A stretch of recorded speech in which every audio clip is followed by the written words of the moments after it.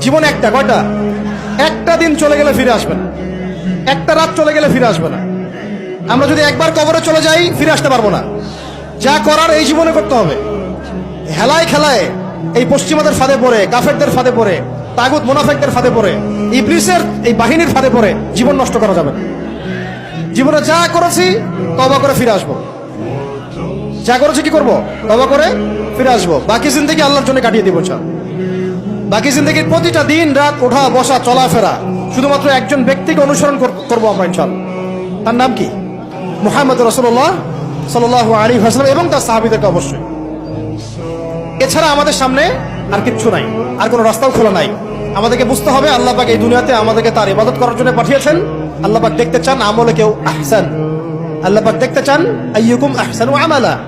আল্লাহ পাক সাফল্য বলতে তাই বুঝিয়েছেন ফামান যুহজিহা আনিন নার ওয়া উদখিলাল জান্নাতা ফাকাদ ফাজ। ওইটাই সাফল্য, দুনিয়ার সাফল্য চিরস্থায়ী নয়।